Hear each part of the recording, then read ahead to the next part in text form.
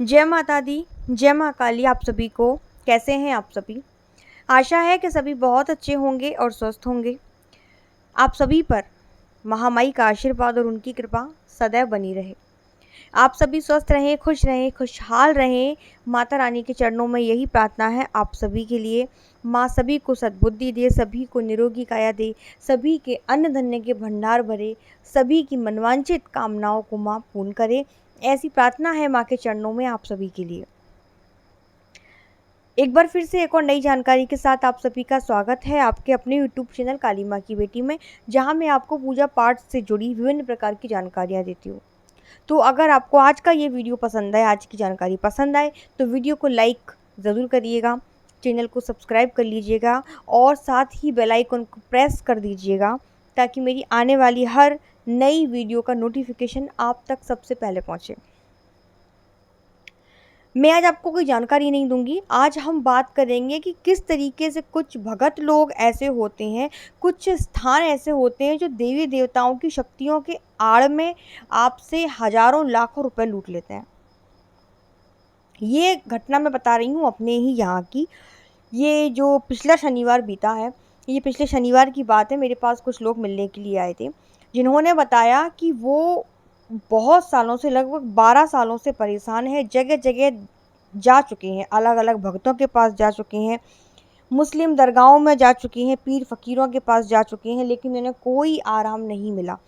सबसे पहली चीज़ तो मुझे ये समझ में नहीं आती है कि हमारे सनातन धर्म में इतने सारे देवी देवता हैं, इतने सारे देवी देवता हैं। हनुमान जी के पास चले जाओ, माँ काली के पास चले जाओ, माँ दुर्गा के पास चले जाओ, राम जी के पास चले जाओ, शिव जी के पास चले जाओ, बहुत सारे देवी देवता हैं। आपका जहाँ मन हो वहाँ जाओ, लेकिन नहीं, हमारे सनातन धर्म को छोड़ के लोग अन्य धर्मों में जाते हैं, जिसका नतीजा क्या होता है मैं आपको आगे बताऊंगी।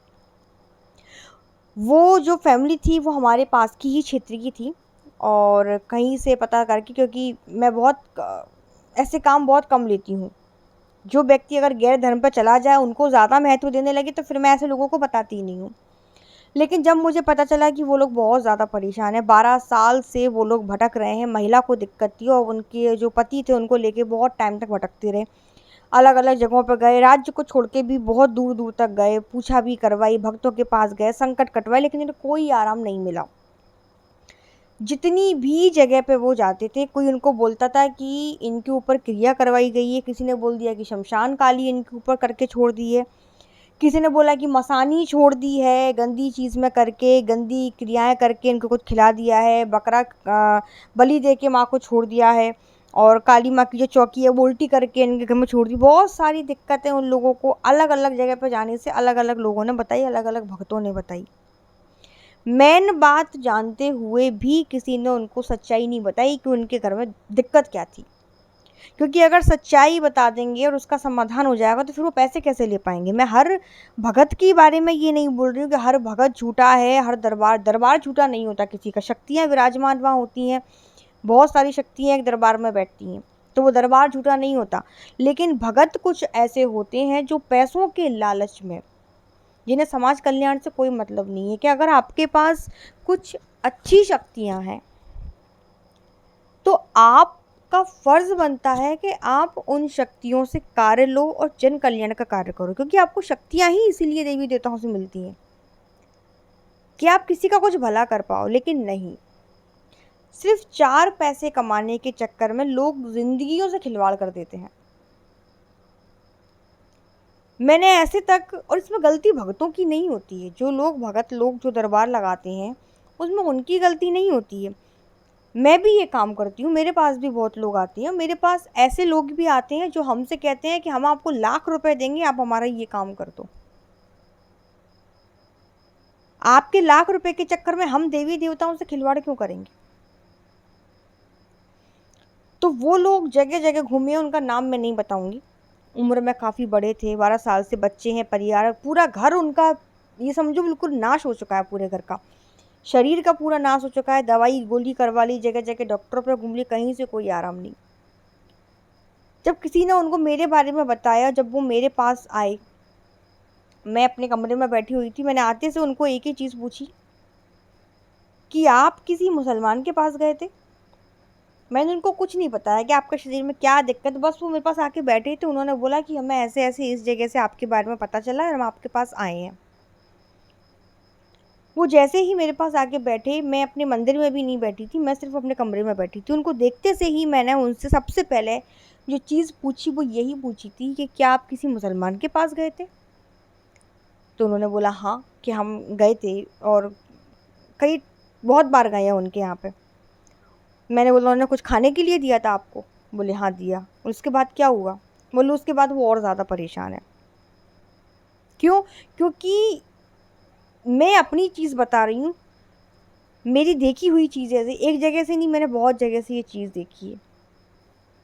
कई बार महिलाओं को बोला भी जाता है कि आप किसी भी ऐसी जगह से निकलो, अपने बालों को बांध के रखो, इत्र लगा के मत जाओ, कोई खुशबू वाली चीज़ लगा के मत जाओ।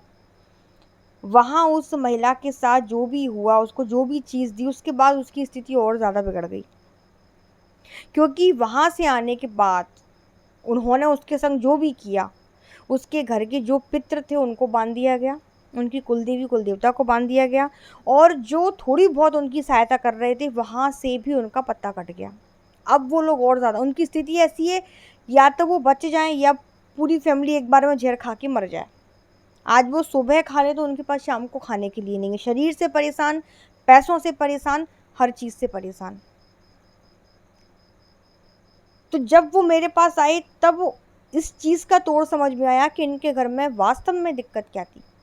ना उनके ऊपर किसी ने कुछ किया था, ना कुछ था। उनके घर में सिर्फ दिक्कत थी कि उनके ही परिवार का कोई एक व्यक्ति था जो किसी कारणवश कुमारे में ही मर गया था, अपने आप को आग लगा के। और वो व्यक्ति जाके बन गया है प्रेत, जो उनके पूरे परिवार को परेशान किया हुआ था। लेकिन जब ये इस समस्या को लेके बहुत ज़्यादा परेशान हुए, जब उस प्रेत ने उन लोगों को परेशान करना चालू किया, जितना पूजा पाठ करते थे उतना ज़्यादा वो परेशान रहते थे, तो पूजा पाठ करना छोड़ दिया। इस समस्या को लेके जब वो लोगों के पास गए तो लोगों ने उनको रियल चीज़ें नहीं बताई। जिन भक्तों के पास गए थे, जिन दरबारों में गए थे, उन्होंने उनको रियल समस्या नहीं बताई कि आपके घर में क्या दिक्कत थी। या तो उनको समझ में नहीं आई, या उन्होंने बताया ही नहीं जानबूझ के, बस इनसे पैसे ठगे हैं। पैसे लेते गए हैं, 4 दिन आराम पड़ता था, फिर वही चीज़ हो जाती थी। इस बीच ये किसी मुस्लिम जगह पर गए, वहाँ से उनके साथ में जिन जिन्नात ना जाने कितनी सारी चीज़ें एक साथ उनके घर में चली आईं। कुछ टाइम तक आराम रहा, उसके बाद उन चीज़ों ने भी इन लोगों को खोखला करना चालू कर दिया। अब जब उन लोगों को मेरे पास लेके आया गया, जिसमें से एक को तो वो लोग इस तरीके से लेके आए थे कि 4 लोग पकड़ के लेके आए। तो ऐसे भक्तों से ज़रा बच के रहें, हर किसी चौकी दरबार में ना जाएं। बहुत सच्चे भगत हों, जहाँ की महिमा चलती हो तो ही आप जाएं। ऐसे कहीं भी किसी की बातों में आके आपको कहीं भी जाने की ज़रूरत नहीं है। आंख बंद करके किसी को 1 रुपए देने की ज़रूरत नहीं है, क्योंकि आज के टाइम पे हर किसी को सिर्फ पैसा चाहिए। और मैं विनती करूँगी अपने इस चैनल से कि आप अपने धर्म को छोड़कर किसी के भी पास ना जाएं। जितनी शक्ति हमारे सनातन धर्म में है, उतनी शक्ति कहीं भी नहीं है। इतना ही कहूँगी कि आप सब अपनी समझदारी से काम लें। यही एक छोटी सी जानकारी मुझे आप लोगों को देनी थी। आज की वीडियो में इतना ही। सभी को जय माता दी, जय माँ काली। धन्यवाद।